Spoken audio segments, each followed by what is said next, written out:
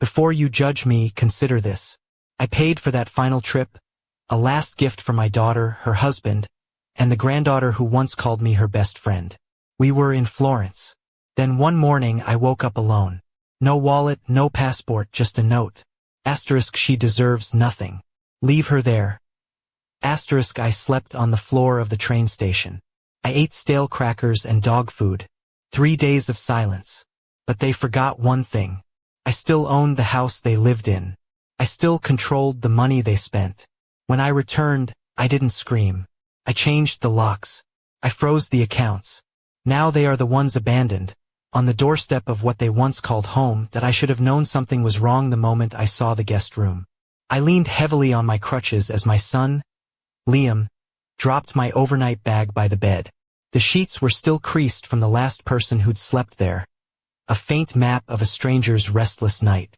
The window had a watermark blooming in the top corner that looked like it had been weeping for weeks, and the air held the cloying scent of damp and Chloe's cheap perfume. Liam told me to forgive the mess, not quite looking at me, already angling his body towards the door. Chloe had meant to get everything perfect before I arrived, he explained, but I knew how it was with her job at the boutique. Oh, I knew.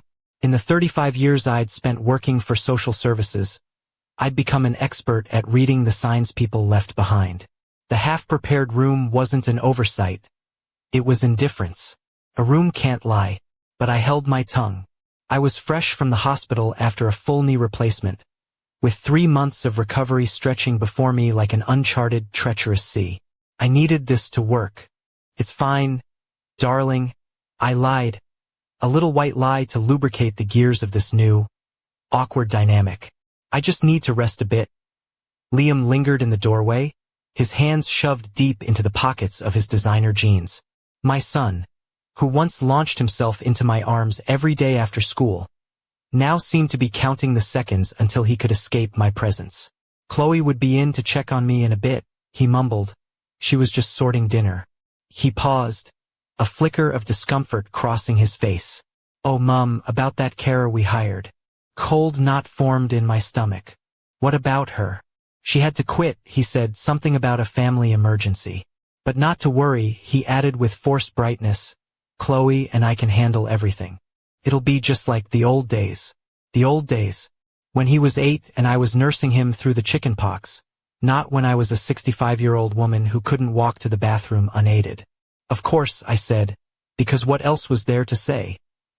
After he left, I sank onto the edge of the bed and surveyed the room that was to be my world for the foreseeable future. 35 years of helping families in crisis, and now I was the one who needed help. The irony wasn't lost on me, but it stung in a way I hadn't anticipated. I managed to unpack a few essentials before the throbbing in my knee became a screaming crescendo of pain. The painkillers Dr. Evans had prescribed were in the main bathroom, and I was supposed to take them every 6 hours with food. Chloe had promised she'd keep track for me. That first night I waited. I listened to Chloe moving about the kitchen in her expensive athleisure where that clung to her gym-honed figure, a walking advertisement for a life without inconvenience. I heard the clatter of plates and cutlery, the ping of the microwave. The air filled with the scent of something delicious, perhaps a roast chicken. My stomach rumbled. I hadn't eaten since the dry toast at the hospital that morning. The clock ticked past 7:30, then 8. Finally, around 8:15, I heard footsteps. It was Chloe. Her voice a performance of cheerful solicitude. Here's some dinner for you. She entered with a small tray. On it sat a single slice of unbuttered toast, a small bowl of tinned tomato soup that looked suspiciously watery, and a glass of water. No pills. Thank you, my dear, I said, keeping my voice as neutral as the beige walls of my new prison. Could you possibly fetch my medication, too? I meant to take it with meals. Chloe's smile faltered for a fraction of a second, a tiny crack in her flawless facade. Oh, of course, silly me. Liam and I just finished eating. I'm just so exhausted. She returned 5 minutes later with the pills, but by then the meager meal was gone. The doctor had been specific. The medication on an empty stomach could cause severe nausea. I explained this to her. Well, you can have another piece of toast, she offered, as if it were the most obvious solution in the world. We wouldn't want you feeling poorly. That night, lying in the unfamiliar bed, my knee a hot, pulsing ball of agony, I thought of all the times I had assessed a family's home. The signs of neglect were always subtle at first. Irregular meals, forgotten medication, the pervasive feeling of being a burden. But this was different. This was my family. The second day was worse. Liam left for his marketing job in London before I woke up. Chloe breezed in around 9 with a mug of weak, instant coffee and a single digestive biscuit. Morning, she chirped, her smile not reaching her cold, blue eyes. Liam had to leave early for a big meeting. He'll be working late all week. All week? I asked, the words catching in my throat. You know how it is. She shrugged, her perfectly sculpted shoulders lifting in a gesture of helplessness that was anything but. Work is work. But I'm here, so there's no problem. Except she wasn't really there. She would disappear for hours at a time, leaving me marooned in the guest room, unsure if it was safe to even attempt the journey to the loo on my own. When I asked for help with a shower, she sighed so loudly I could feel the vibration through the floorboards. You really need to try and be more independent, Eleanor, she said, her use of my first name a subtle power play. The doctor said movement was good for you, didn't he? Dr. Evans had said many things, including that I would need significant help for the first few weeks. But Chloe seemed to only remember the parts that suited her narrative. On the third day, things crystallized in a way that made me feel physically sick. It was 2 in the afternoon, and I hadn't eaten since breakfast. Another half-burnt piece of toast and a thimble of orange juice that tasted faintly of metal. I managed to make my way to the kitchen, leaning on the furniture, hoping to find something I could prepare myself. The kitchen was immaculate, a sterile showroom of chrome and granite. But the fridge was almost bare. A splash of milk that smelled sour, a few jars of condiments, and, at the very back, a dented tin of dog food, its sell-by date 6 months past. I stood there, leaning against the cold worktop, staring at that tin, and something inside me quietly fractured. Chloe walked in just as I was closing the fridge door. "What are you doing?" she asked, and there was a hard edge to her voice I hadn't heard before. "I was just looking for something to eat," I said. "I haven't had anything since this morning. I brought you breakfast. Half a piece of toast, Chloe. 5 hours ago." She crossed her arms, her silk blouse tightening across her chest. "Look, Eleanor, I know you're used to being coddled, but Liam and I have our own lives. I can't be expected to run around after you every 5 minutes. Coddled. I had worked for 35 years, raised a son alone after his father died, and used my life savings to help Liam put a deposit on this very house. Coddled. I'm just asking for regular meals," I said, keeping my voice calm, the way I'd learned to do in the most volatile family interventions. "And my medication on time." The doctor was very specific. Chloe laughed, but it wasn't a pleasant sound. The doctor. Maybe the doctor should come here and see what it's really like, looking after someone so needy. The word hung in the air between us. Needy. As if requiring help after major surgery was some sort of moral failing. That night, lying in the dark, I heard her on the phone in the living room, her voice carrying through the thin walls. "No, seriously, Sarah, it's like looking after a toddler. She always wants something. Food, pills, help with this, help with that." Pause, then a harsh laugh. "Liam says she was always like this, always very demanding. Honestly, I don't know how he put up with her for all those years." I lay perfectly still, barely breathing. "And you know the worst part? She acts like we owe her something. Like the fact she paid for Liam's university means we have to be her personal servants now." Another pause. "No, we can't put her in a home. Liam says it would be too expensive, and besides, what would the neighbors think?" The neighbors. Of course. The image was more important than my well-being. Honestly, sometimes I feel like I'm looking after an old pet. You know, that feeling where it would almost be kinder to just... She didn't finish the sentence. She didn't have to. I closed my eyes, and for the first time in my life, I understood the chilling, quiet prelude to absolute abandonment. The clarity I'd felt that night sharpened over the next 3 days. A terrifying, crystalline focus that cut through the fog of pain and disbelief. Those 3 days became a masterclass in the casual cruelty of the self-absorbed. Liam had left on Friday morning for what he called a vital team-building weekend in the Cotswolds. Of course he had. Leaving Chloe in charge was the perfect cowardice.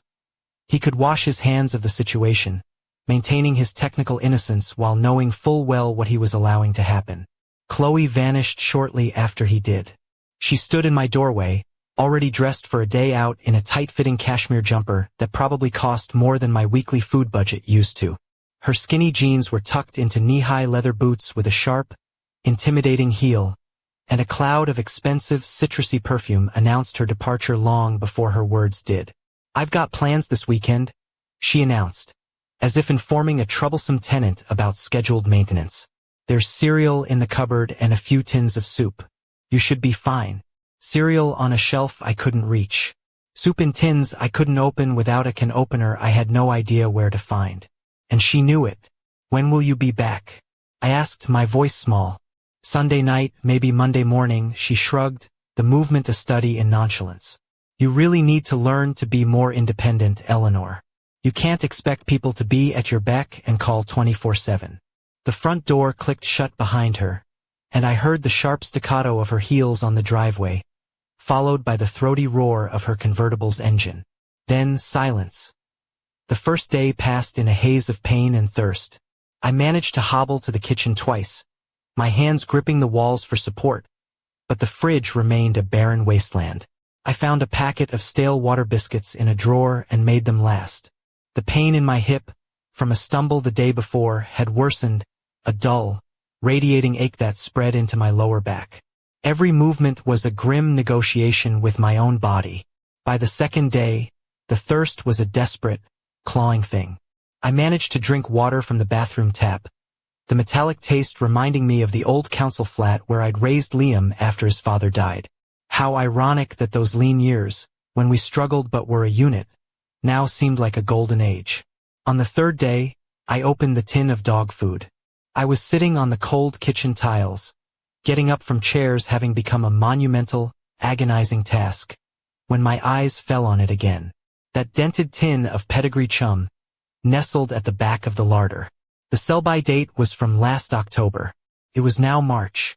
With trembling hands, I prized the lid open with the end of a spoon.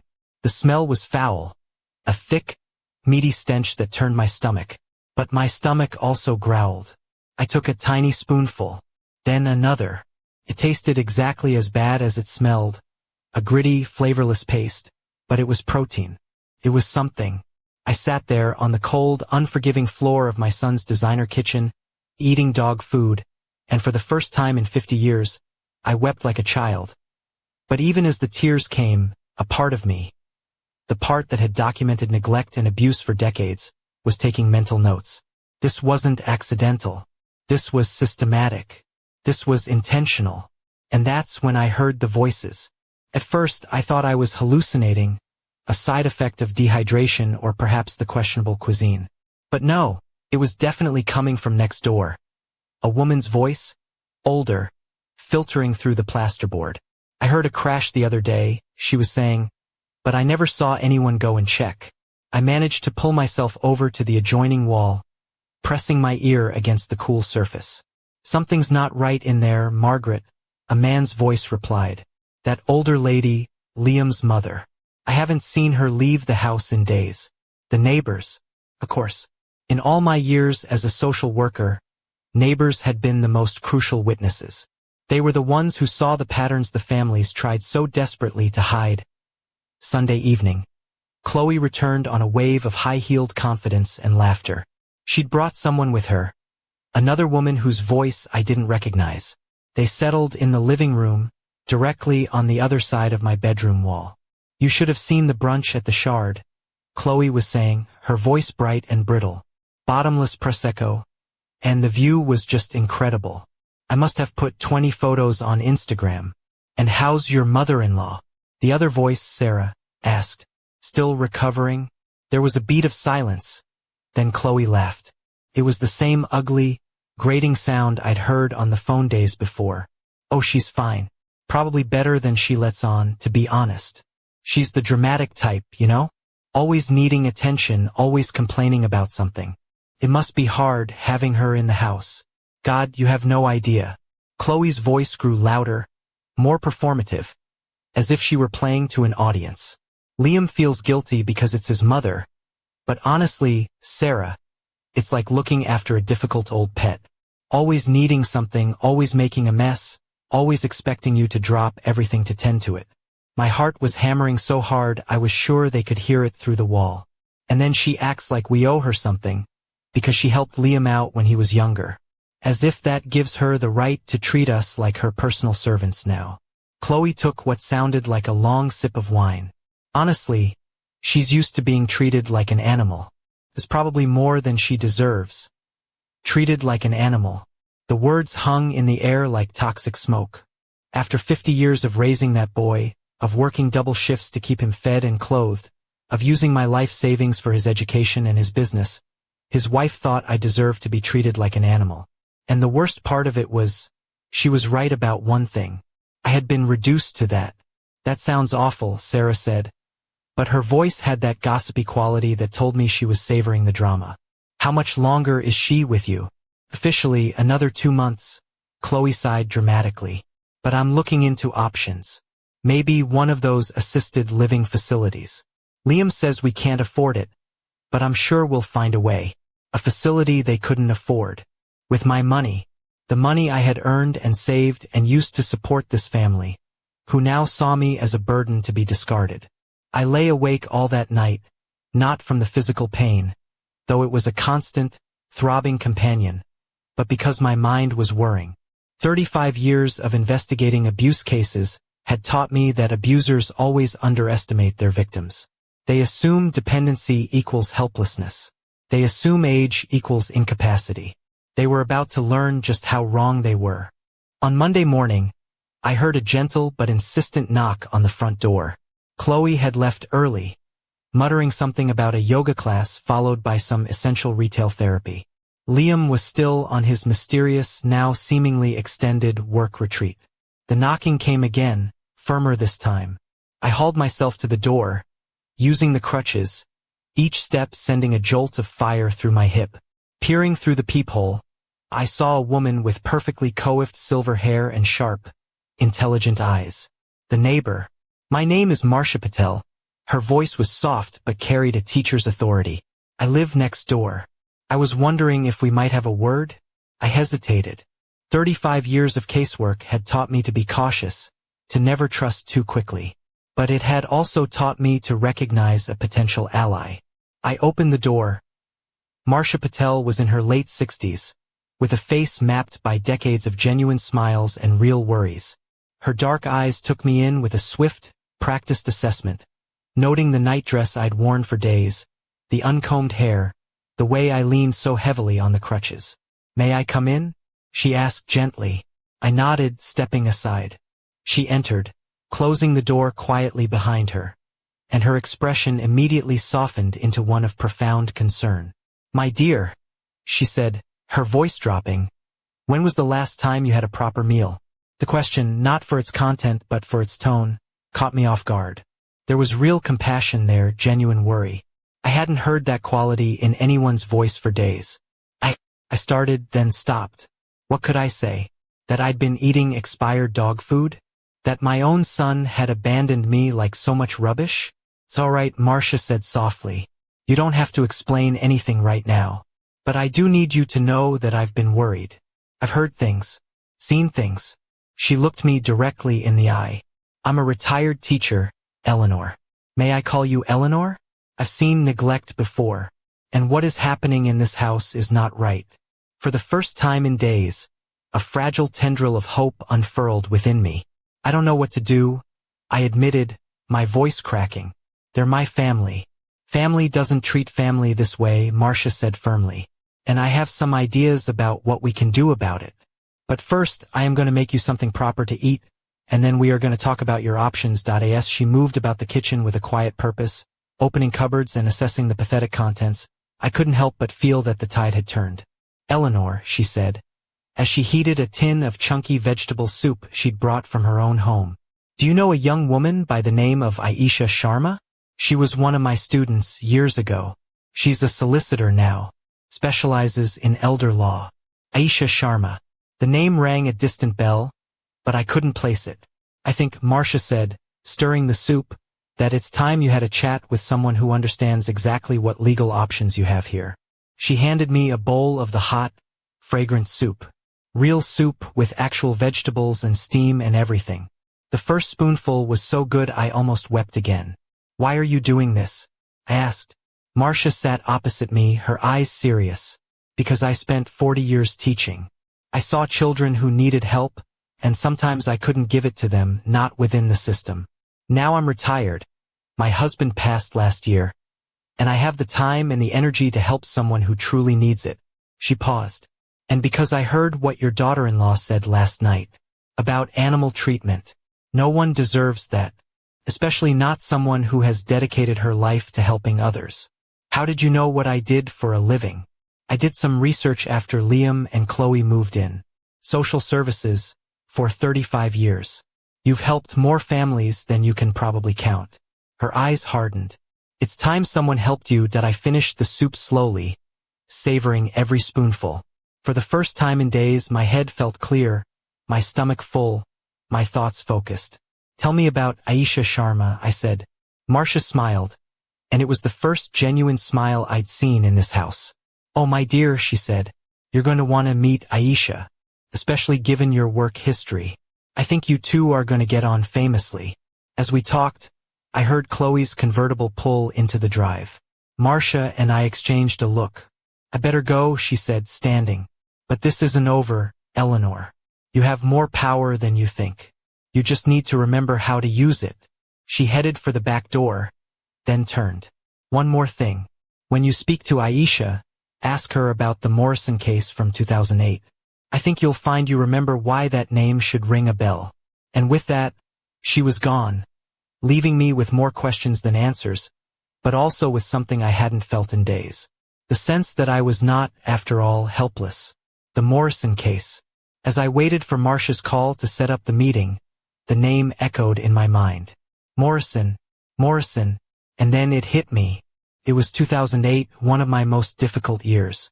A teenage girl named Aisha Sharma had been in the foster care system for years, bounced from home to home. Bright as a whip, but with a history of behavioral issues that were, in reality, symptoms of untreated trauma. The Morrisons had been her last chance before she aged out of the system. Except the Morrisons turned out to be the kind of foster family who see children as monthly checks. Aisha had come into my office on a rainy Tuesday, bruises on her wrists and a story that chilled me to the bone. I'd worked that investigation for months, meticulously documenting every form of abuse and neglect.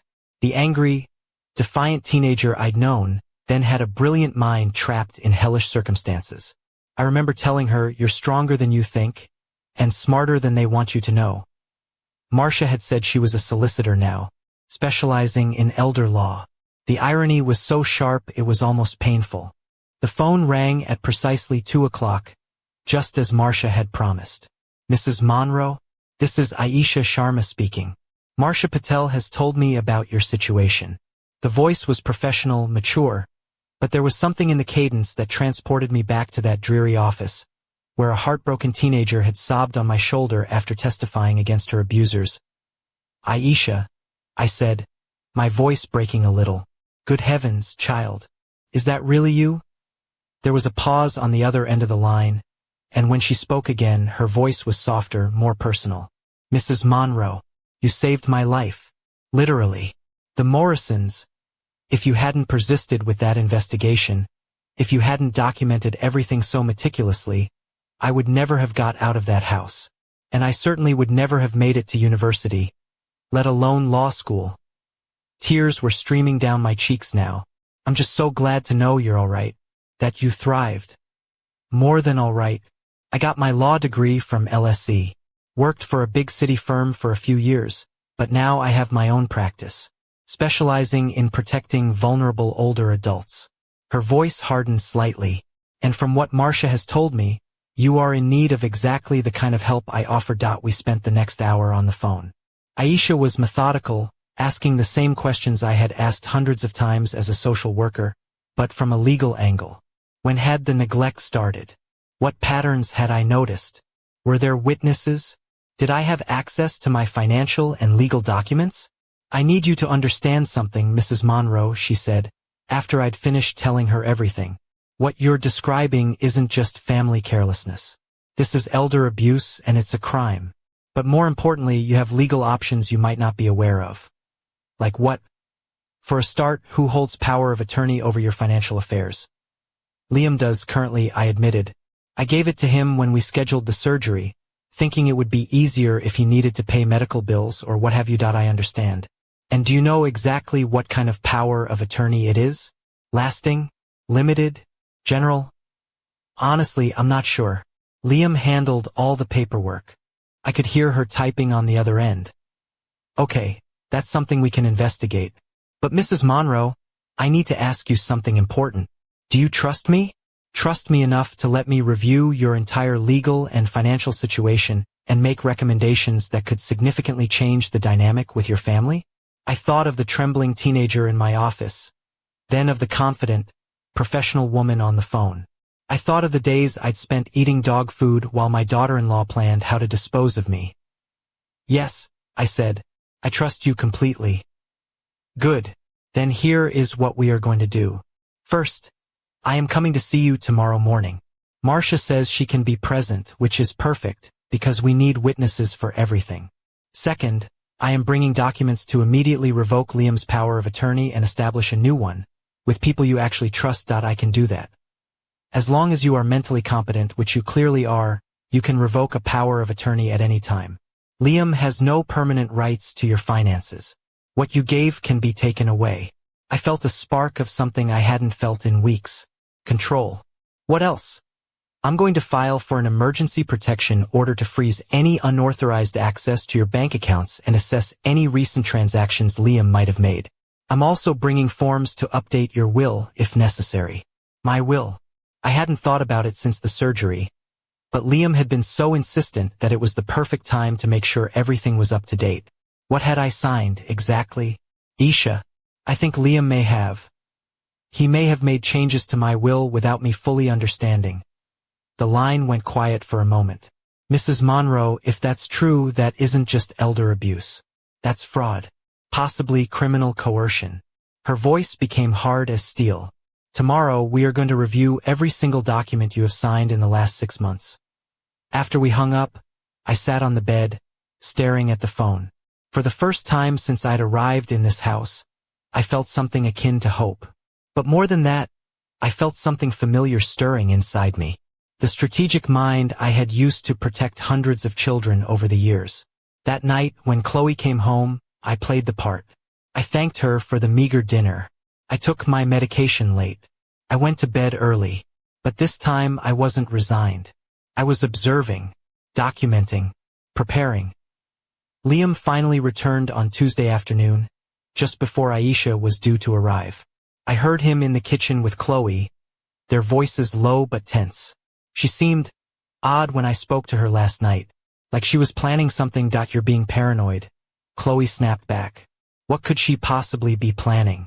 She can barely walk to the bathroom on her own. I don't know. Just keep an eye on her. Okay? The last thing we need is for her to cause trouble. Trouble. After a lifetime of solving other people's problems, I was finally about to cause some of my own. Aisha arrived at 3 o'clock on the dot, just as we'd agreed. Marcia accompanied her, and when I opened the door, my heart nearly stopped. The teenager I had known had become a formidable woman. Mid-30s in a flawlessly tailored suit, with a presence that filled the room. But her eyes still held that spark of fierce, unyielding determination I remembered. Mrs. Monroe, she said, and embraced me gently. It is so good to see you. Chloe appeared in the hallway, obviously curious about the visitors. Her fake smile tightened when she saw Aisha, a young, professional woman who was clearly not someone to be easily intimidated. Oh, hello, Chloe said. I didn't realize Eleanor was expecting company. I'm Aisha Sharma. Aisha said, extending a hand that Chloe was forced to take. Mrs. Monroe's solicitor. Chloe's face paled slightly. Solicitor? What does she need a solicitor for? Routine legal matters, Aisha said with a smile that didn't reach her eyes. Will reviews, power of attorney updates, that sort of thing. I'm sure you understand how important it is to keep these documents current, especially after a medical event. Of course, Chloe murmured, but I could see the wheels turning in her head. We settled in the living room.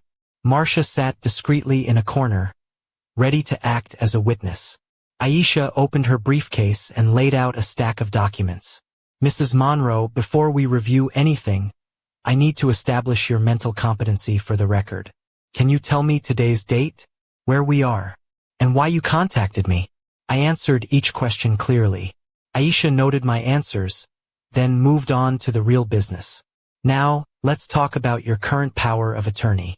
Do you recall signing it? Yes, but Liam said it was just for medical emergencies. Aisha frowned as she reviewed the documents I'd brought from my room. Mrs. Monroe, this is not a limited medical POA.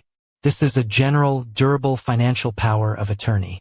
It gives Liam complete control over all of your bank accounts, investments, and financial decisions. The shock must have been plain on my face. What does that mean exactly? It means he can access your accounts, transfer money, make investments, even sell property in your name. And because it's durable, it remains in effect even if you become incapacitated. I sat in stunned silence, processing this. Liam had had complete access to my money for weeks. Do you wish to revoke it? I looked at her, my resolve hardening. Immediately, Aisha smiled. I thought you might say that. I've already prepared the revocation documents.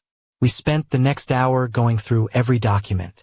My will had been updated to leave everything to Liam, with Chloe as the secondary beneficiary. The bank accounts now had Liam listed as a joint owner. Even my life insurance policy had been changed. Do you remember signing all of this? Aisha asked gently. I tried to remember. There had been so many papers before the surgery, and Liam had been so insistent about getting everything organized. I trusted him. I'd signed where he told me to sign. Some of it, yes. Other parts, I'm not so sure that that's okay. That's actually very important. If you can testify that you did not fully understand what you were signing, or if you felt pressured to sign, that's evidence of coercion. Chloe appeared at the entrance to the living room, holding a tray with tea that no one had asked for. She was clearly trying to listen in. How lovely, Aisha said, not missing a beat. We were just discussing Mrs. Monroe's plan to revoke all of her previous legal documents and start fresh. The tray wobbled in Chloe's hands. Start fresh. Oh yes, Aisha said brightly. It's quite common after traumatic experiences. Medical trauma, stressful family situations, that sort of thing. People often feel the need to make sure their legal affairs truly reflect their current wishes. But Liam already handled all of that. It's all up to date. Well, that's the beauty of the legal system, Aisha said. It can always be re-updated. Again and again, if necessary. After Chloe retreated, obviously flustered, Aisha leaned in. Mrs. Monroe, is there anything else you need to know? Winning turned out to be more satisfying than I could have ever imagined, but not in the way I expected. On Thursday morning, while Liam was getting ready for work and Chloe was going through her morning routine of feigning concern for my well-being, Aisha was at the courthouse, filing documents that would change their lives forever. I knew because I received a confirmation call at 8:47 a.m. It's all filed, Aisha had said, her voice crisp and efficient. The revocation is effective immediately. The accounts are frozen, and the legal papers are on their way. Are you ready for this? After 40 years of helping other people escape abusive situations, it was finally my turn. Liam left for work that morning, unaware that he no longer had access to a single penny of my money. Chloe left for her Pilates class, oblivious that the lifestyle she had been funding with my life savings had officially ended. At 10:30 a.m., the doorbell rang. It was a process server with a thick manila envelope. Mrs. Chloe Monroe? He asked when she opened the door, her yoga mat tucked under one arm. Yes, that's me. Legal documents from the offices of Aisha Sharma, solicitor. I need you to sign here, confirming delivery. I heard all of this from my bedroom where I had been resting, but really, I had been waiting for this exact moment. The door closed. There was a long silence, and then a sound I will never forget. Chloe screaming, "Liam! Liam, you need to come home. Now!" She appeared in my doorway 5 minutes later, clutching the papers in a trembling hand, her face drained of all color. She wore an expensive, cream-colored tracksuit, but now it looked less like a fashion statement and more like a surrender flag. "Eleanor, what is this?" I looked up from the bed, feigning confusion. "I'm not sure, dear. What is it you're holding?" "It's a revocation. You've revoked Liam's power of attorney, and there's a restraining order on all of your bank accounts." "Oh," I said calmly. "Yes, my solicitor did mention that might happen." "Your solicitor?" Her voice cracked on the last word. "Since when do you have a solicitor?"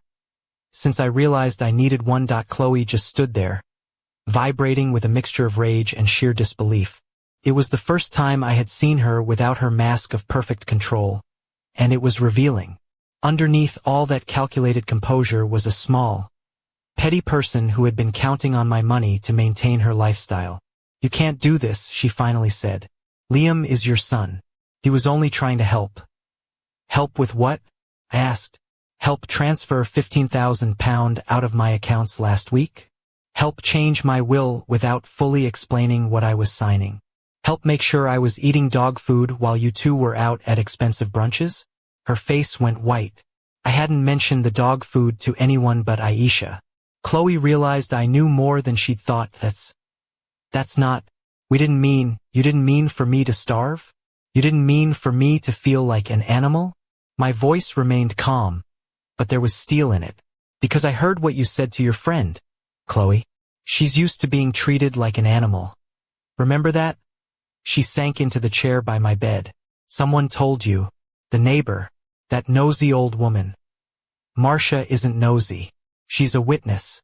And it turns out, overhearing a daughter-in-law describe her mother-in-law as deserving of animal treatment is exactly the kind of evidence the courts take very seriously in cases of elder abuse. That it's not abuse. We were stressed." "Chloe," I said, and all the patience drained from my voice. "I worked in social services for 35 years. I know exactly what abuse is. I know what it looks like, how it escalates, and how to document it. And what you and Liam did to me wasn't stress. It was systematic cruelty." Liam came home at lunchtime, something he had never done before. I heard him burst through the front door, his footsteps heavy in the hall. "Mom!" he yelled, appearing in my doorway. "What the hell is going on? My bank just called me, saying all the joint accounts have been frozen. I can't access anything." "Hello, darling," I said sweetly. "How was work?"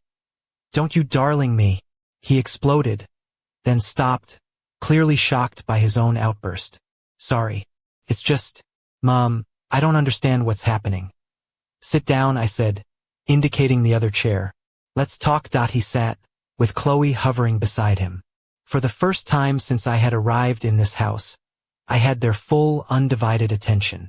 "Liam, do you remember when you were 8 and you had that terrible flu? How I stayed up for 3 nights straight, putting cold cloths on your forehead and making sure you took your medicine every 4 hours?" "Yes, but do you remember when you were 16 and you crashed the car, and not only did I not shout at you, but I worked extra shifts for 2 months to pay for the repairs?" "Mom, where are you going with this?" "I'm going to the part where you left me to eat expired dog food while your wife was posting pictures of brunch on Instagram." The silence that followed was deafening. That didn't happen. For 3 days, Liam. 3 days with no real food. While you two were on your work retreat and your girls' weekend. I looked from one to the other. Do you know what the most painful part was? It wasn't the hunger. It wasn't even the humiliation. It was realizing that I had raised a son who could look at me as less than human. Liam looked like he was going to be sick. "Mom, I didn't know." "You knew. You both knew. You just didn't care." "That's not true," Chloe shrieked.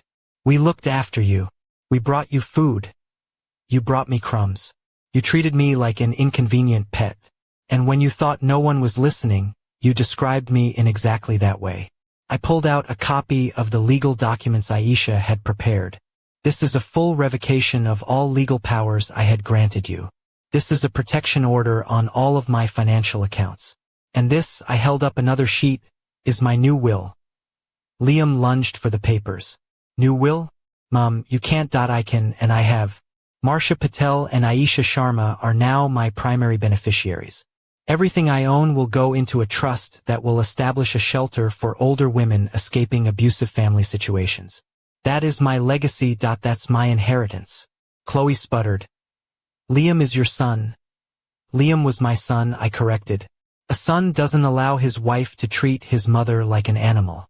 A son doesn't steal from his mother's bank accounts. A son doesn't abandon his mother to eat dog food while he's on a work retreat.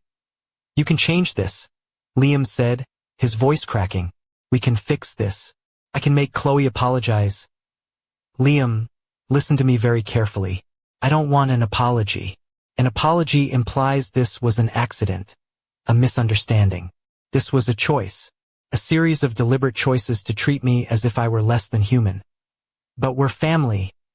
Family doesn't do this, Liam. And especially, family doesn't steal while they're doing it. His face went white. Steal? £15,000 last week. £8,000 the month before. Small transfers for weeks. All made while I was too sick and too trusting to pay attention. I held up another sheet. Aisha has documented everything. Every unauthorized transaction. Every time you accessed my accounts without my explicit knowledge. That was for household expenses.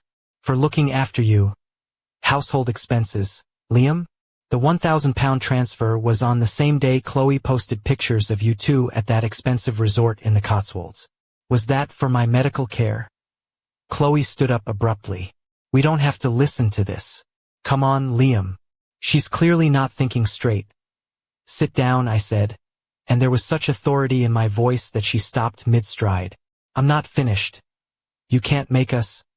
I can and I will. Because here is what is going to happen now. You are going to get out of this house. Today. What? They both yelled in unison. This is my house. It is in my name. You have been living here out of my generosity. A generosity you have repaid with cruelty and theft. That generosity has now ended. You can't kick us out. Chloe shrieked. We have no money for a deposit. You have no money because you have been living off my money. But that access has now permanently ended. Liam looked like he was in shock. Mom, please. I know we made mistakes. No, Liam. You didn't make mistakes. You made choices. You chose to treat me like rubbish. You chose to steal from me. You chose to leave me eating dog food while you lived like kings on my money. I managed to get myself out of bed, leaning on the crutches. For the first time in weeks, I felt strong. You have until 6 o'clock this evening to pack your things and go. After that, I will call the police and have you arrested for trespassing. This is ridiculous, Chloe yelled. You can't do this. You're a sick old woman. I am a sick old woman with a brilliant solicitor, detailed documentation, and witnesses. I am also a sick old woman who knows exactly how the legal system works, because I worked in it for 35 years.